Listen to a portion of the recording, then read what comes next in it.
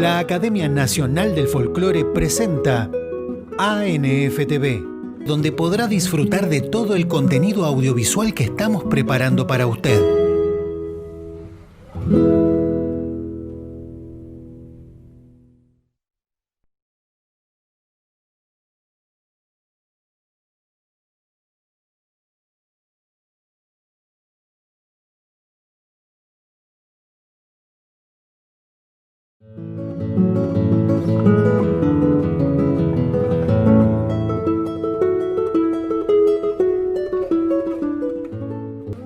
La Academia Nacional del Folclore nos acerca su nueva producción Compartiendo Experiencias, donde realizadores y gestores culturales nos presentan sus producciones en pos de un rescate regional y nacional de nuestras costumbres. En este capítulo disfrutaremos de los documentales de Sergio Raxco. La Academia Nacional de Folclore tiene el gusto de presentar Paracuaria, la provincia jesuítica del Paraguay, las tierras del mar, de Sergio Raxco. Un documental quizás podría decirse atípico. ¿Por qué? Porque primero no tuvo presupuesto, lo que a veces es bastante habitual en las producciones argentinas, y tampoco tiene locución. ¿Cómo podríamos entonces entender la producción y la realización de las tierras del mar? A partir de una invitación que le realizan a Raxco desde Montevideo, desde el Museo Gaucho, para presentarse y de alguna manera mostrar imágenes sobre las misiones jesuíticas. Era un encuentro especialmente dedicado a los jesuitas. A partir de esta invitación comienza Raxco a pensar qué podría ofrecer y se da cuenta de que tenía entrevistas a intelectuales de renombre en la banda oriental, como Carmen Curvelo, como Oscar Padrón Fabre, un historiador, y que de alguna manera también había tenido la experiencia de registrar lo que es la festividad de una advocación mariana, la Virgen de los 33, que es la patrona de este país tan querido que es Uruguay. Con este material ya realizado, comenzó a pensar qué podría ofrecer. Y con una investigación histórica detrás, a partir de todo ese relevamiento de información que había hecho, surge la idea de las tierras del mar. Precioso nombre y muy sugestivo por otra parte. Con las tierras del mar nos acercamos a lo que fueron también llamadas en la banda oriental las vaquerías del mar. Es decir, esos territorios que proveían de ganado cimarrón, es decir, de ganado salvaje, a lo que luego fueron las estancias jesuíticas. Esto origina, es la génesis, podríamos decir, esta transhumancia, este tránsito de ganado, que por lo general lo hacían personas avesadas, indígenas, mestizos también, que tenían la vaquía, que tenían, digamos, la experiencia y el oficio de hacer estas largas marchas con sus animales para proveer de carne a las misiones jesuíticas. Tenemos que pensarlo en términos de que cada pueblo misional podía tener hasta 5.000 habitantes. Por lo tanto, la provisión de carne era sumamente importante. Incluido, por ejemplo, que da origen todo lo que es este trayecto de ganado cimarrón, estas vaquerías, a estancias jesuíticas como, por ejemplo, Yapeyú y São Borja en Brasil. pero convendría y sería oportuno que brevemente hablara de qué eran exactamente las vaquerías. Unas incursiones al área de la Pampa y de la Mesopotamia, de verdaderas caravanas dedicadas a cazar, porque eran, vuelvo a decir, eran animales salvajes, cazar todo lo que eran los yeguarizos y especialmente ganado vacuno, con el fin, en un primer momento, de contar con cuero y sebo, es decir, grasa. Estos eran dos materias primas sumamente importantes. El cuero se exportaba y el sebo se usaba, así que esas dos materias primas implicaron que en las vaquerías, que debían ser autorizadas por el cabildo y solo contaban con, digamos, esta actividad como legítima, los considerados históricamente como vecinos, es decir, personas de renombre que tenían un estatus dentro de la sociedad colonial para realizar esta actividad.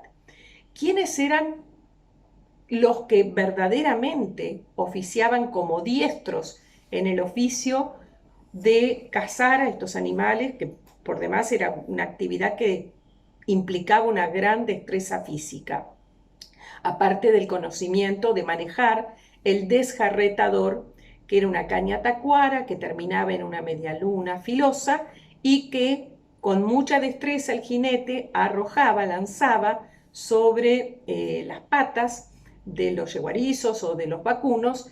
El animal caía, se enlazaba y se procedía a faenarlo.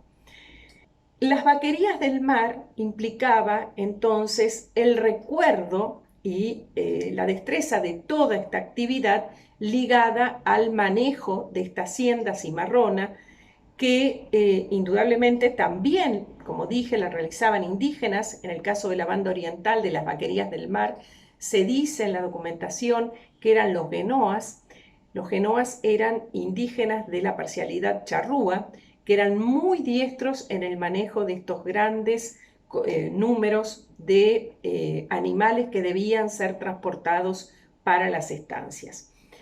No solamente está presente este recuerdo histórico de las vaquerías del mar como aprovisionamiento, como abasto de carne fresca y el origen de muchas estancias jesuíticas, sino en este documental de Sergio Rasco también está todo el carisma, la calidez de esa manifestación de religiosidad popular que es la Virgen de los 33.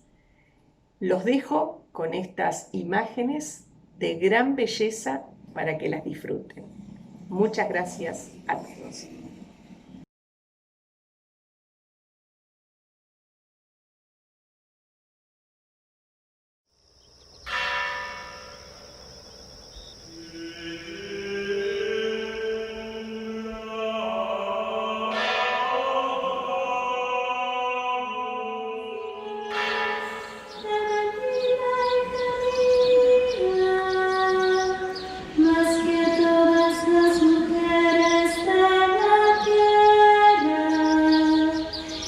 Bendito sea el Señor Dios,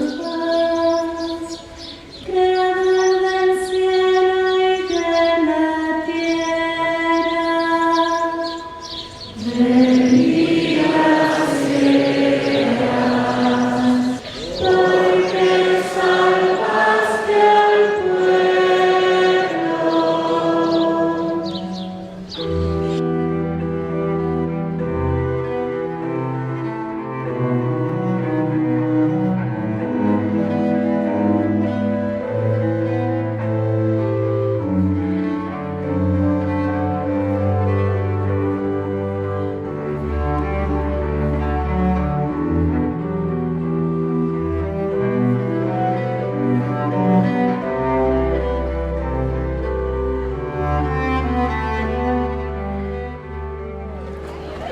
Ahí va. Hoy es el Día de la Virgen, es el 8 de noviembre, el segundo domingo de noviembre se hace la peregrinación nacional al santuario, que es aquí en Florida, la Virgen de los 33. Una devoción que está muy ligada a la historia de nuestra patria, más allá de la devoción propia de María que tenemos todos los cristianos. Agradezco a Monseñor Martín, obispo de Florida, que me ha pedido que presida esta celebración. Queridos hermanos, dando gracias a Dios en este hermosísimo día, celebrando a nuestra patrona, la Virgen de los 33. Esa frase de Isabel a María: bendita tú eres entre todas las mujeres, y bendito es el fruto de tu vientre, Jesús. Santa María, Madre de Dios, ruega por nosotros pecadores, ahora y en la hora de nuestra muerte. Amén.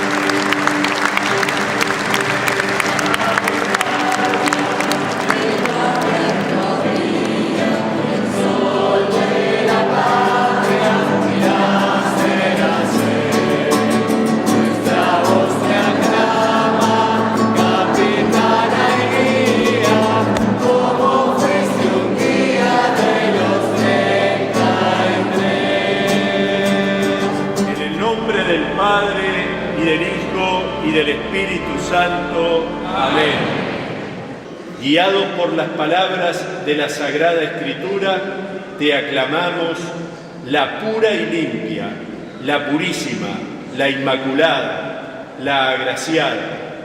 Y fue así que el clamor popular, la gente, comenzó a llamar a esta inmaculada, purísima Madre con este nombre, Virgen de los 33.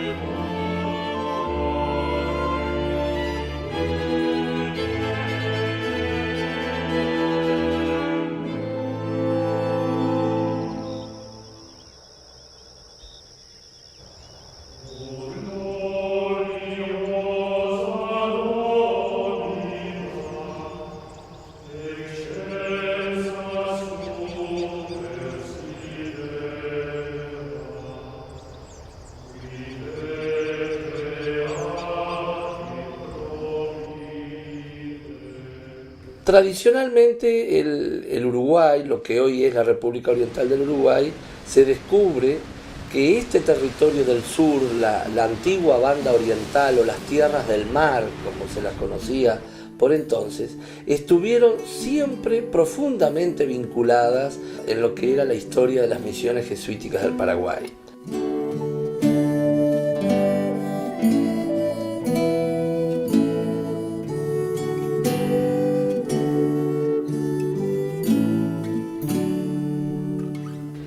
Arqueológico, la relación de las misiones jesuíticas con el territorio uruguayo fue hecho a partir del estudio del paisaje cultural, y el uso de ese paisaje está relacionado desde las misiones con el territorio norte, que se continúa en Río Grande del Sur, fundamentalmente con el tema del ganado vacuno.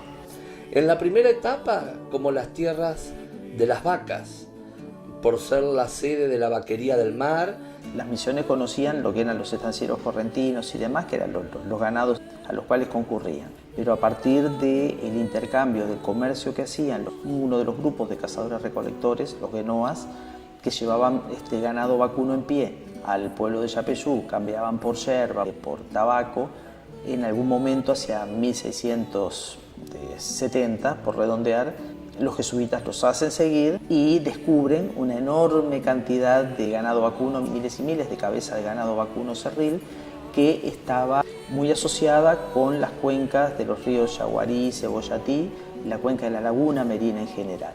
Eso genera una serie de de pasajes, de caminos, de rutas, una trashumancia de indígenas provenientes de las misiones, a nivel de los contactos y demás, y más tarde, hacia 1700, se crean las estancias, ¿verdad? O sea, comienzan los pueblos a formar y a quedarse con espacios para que ese ganado que venía de la vaquería, que era la gran proveedora de animales, quedara pastando, quedara engordando para la cría, para guardar estos ganados en lo que se llamaban estancias. Y de las principales estancias que existían, donde se producía el ganado, que era la base alimentaria y económica principal de toda la estructura de las misiones. Entonces se crea, para lo que tiene que ver en el territorio uruguayo, la estancia de Yapeyú, que fue la estancia más grande que tuvo las misiones jesuíticas, que abarcaba desde el Arroyo Negro hasta el Tacuarembó y hacia el norte,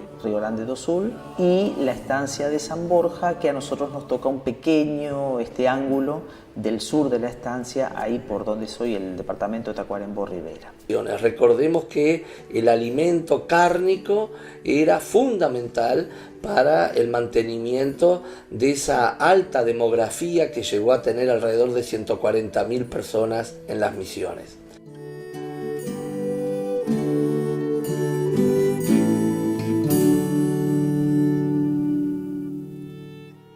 Esta experiencia tan importante, que se desarrolló a lo largo de 160 años, en los 30 pueblos de la provincia jesuítica del Paraguay, tuvo un quiebre abrupto con la expulsión.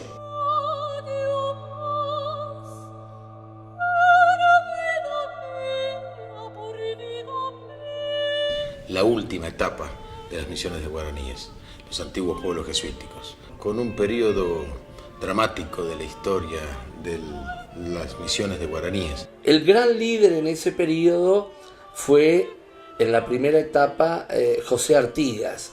José Artigas, como lo definió Metol Ferré, fue el último caudillo misionero y el primer caudillo oriental. Hay un enorme ataque de los luso-brasileños sobre los pueblos del Uruguay, que son destruidos, incendiados, arrasados y de hecho abandonados por sus habitantes.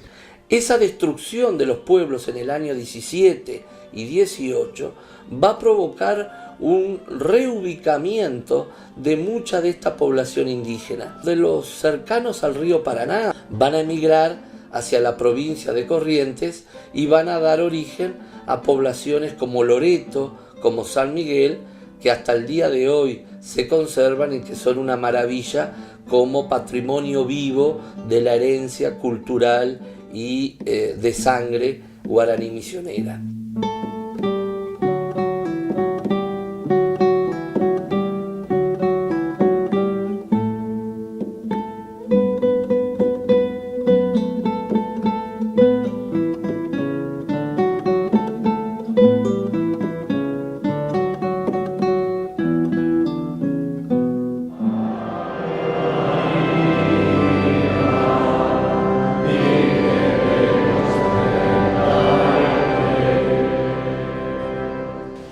Esa imagen fue realizada en las misiones jesuíticas. Esta virgen, esta talla en madera, era una talla de origen misionero.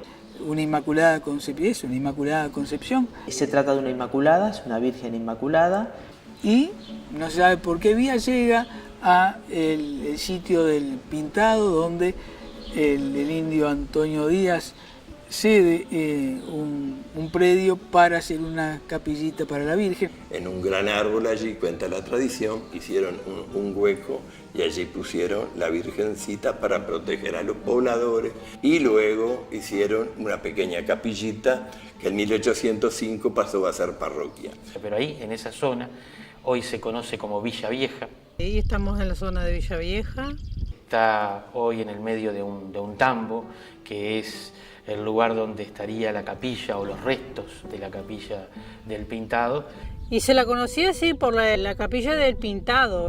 Hace mucho tiempo, la verdad, muchos años ya, que está instalada esta Virgen acá, pero simplemente era el pedacito acá de campo y la capillita nada más, era lo único que había. La idea mía fue esa, yo podría ser un lugar histórico.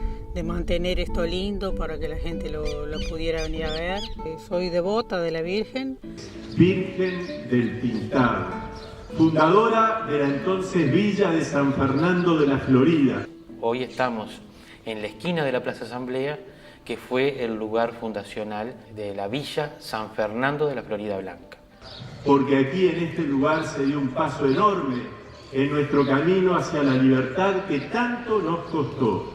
Y aquellos próceres no dudaron en poner la patria naciente bajo la protección de María.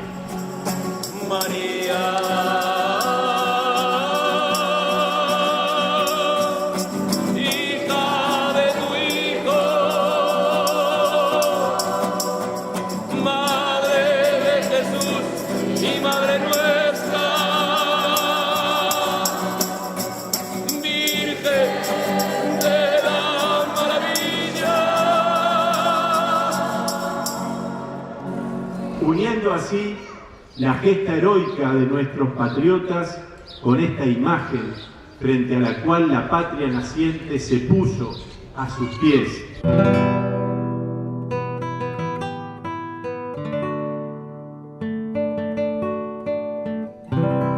A partir del año 1825 se inicia un nuevo proceso revolucionario en estas tierras de la ahora provincia oriental. Desembarca La Valleja en la playa La Graciada, los famosos 33 orientales. Es un nuevo proceso entonces de guerra. En el desarrollo de esa guerra, en el año 1828, Fructuoso Rivera, un general uruguayo que va a ser después inmediatamente el primer presidente de la República, desarrolla una fulminante campaña en las Misiones Orientales, llevando la guerra al propio territorio del Imperio del Brasil.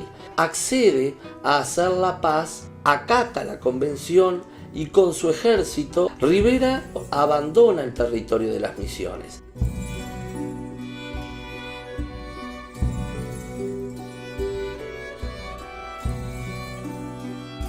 Es decir, en ese éxodo de 1828 viene la población de los 7 pueblos orientales, pero también viene población de pueblos de la margen occidental que se habían refugiado en 1820 con los portugueses. Vienen los 7 pueblos orientales más pobladores de Yapeyú, de Corpus, de Santo Tomé, de La Cruz, de San Carlos, en una larga y penosa marcha que algunos describen como una larga peregrinación donde los indígenas venían encabezados por los cabildos, trayendo los santos patronos.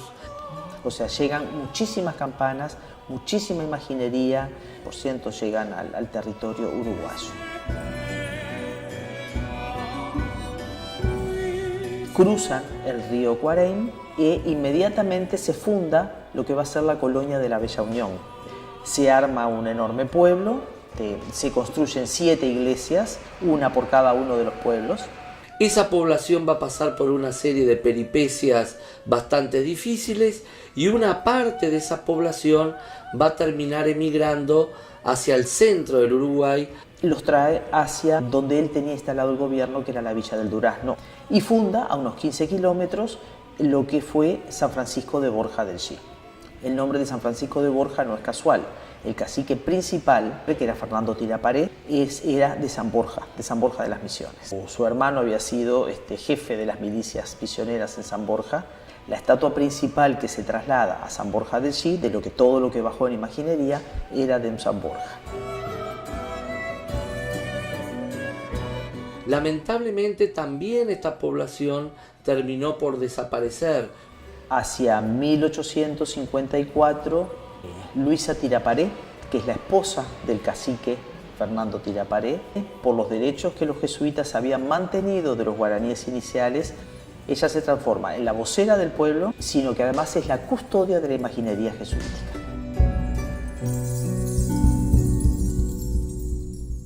No es desconocido que compartimos con parte de Argentina, con parte de Paraguay, con buena parte de Brasil, una toponimia en guaraní de todas las cuencas al norte del Río Negro, fundamentalmente porque en realidad la población blanca que viene por el Río de la Plata no accede, o sea, mientras el norte del Río del Negro está ya muy pero muy utilizado desde 1670, en realidad Colonia del Sacramento se funda en 1680 por los portugueses. Montevideo se funda en 1724. Y a esa altura, hace rato que las estancias están funcionando y que los misioneros van y vienen y demás. Y está la cartografía jesuítica, que toma los topónimos de lo que le dicen sus informantes. Que manejaban la parte del espacio misionero eran los indígenas. Y nuestra Virgen patrona, la denominada Virgen del Pintado o Virgen de los 33 Orientales, es una virgen misionera, es una talla misionera que también indígenas en el siglo XVIII trajeron a la región central del Uruguay. 1887 se erige la catedral actual donde está ubicada, y luego en el tiempo el Papa Juan XXIII, hoy santo, la nombra patrona del Uruguay. Y en 1993 los obispos del Uruguay nombran este lugar como santuario nacional.